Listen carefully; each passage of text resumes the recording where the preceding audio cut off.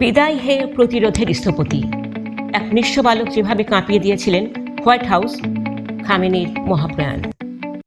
আসসালামু আলাইকুম। তিনি শুধু একজন শাসক ছিলেন না, ছিলেন একটি জাতির আত্মবিশ্বাসের নাম। 1939 সালে মাসহাদের এক অতি সাধারণ পরিবারে জন্মানো সেই বালকটি একদিন বিশ্বের মানচিত্রে ইরানকে এক অপরাজেয় শক্তিতে পরিণত করবেন, তা কে জানত? আজ রোববার ভোরবেলা যখন তেহরানের রেডিওতে তার মৃত্যুর খবর প্রচারিত হলো, পুরো ইরান যেন এক মুহূর্তের জন্য থমকে গেল। ইসরায়েল ও যুক্তরাষ্ট্রের ক্ষেপণাস্ত্র হয়তো তার শরীরকে আঘাত করেছে, কিন্তু তার আদর্শ কি মুছে ফেলা সম্ভব? শাহ শাসনের অন্ধকার থেকে পারমাণবিক শক্তির চূড়া, আয়াতুল্লাহ আলী খামেনির সেই রুদ্ধশ্বাস জীবন কাহিনী নিয়ে আমাদের আজকের বিশেষ আয়োজন।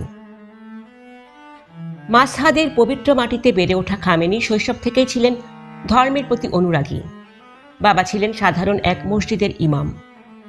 মা খাদিজা মীর দামাদি শিখিয়েছিলেন কোরআন আর কবিতা। হাই স্কুলের গণ্ডি না পেরিয়েই তিনি ডুব দিয়েছিলেন ধর্মতত্ত্বের অথৈ সাগরে। সেখান থেকেই পরিচয় আয়াতুল্লাহ খামেনির সাথে।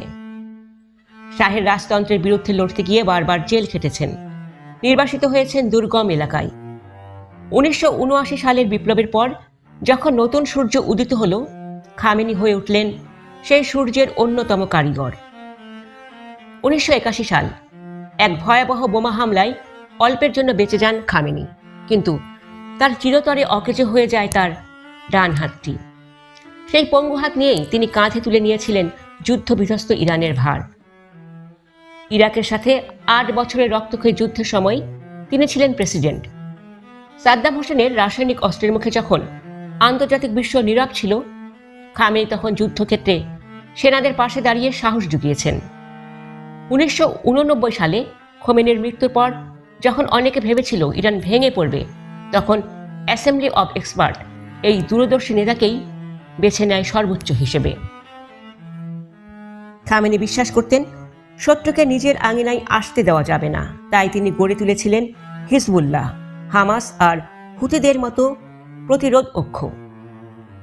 কাসেম সোলাইমানিকে সাথে নিয়ে তিনি ইরানকে শুধু একটি দেশ নয়, একটি আঞ্চলিক শক্তিতে পরিণত করেছিলেন।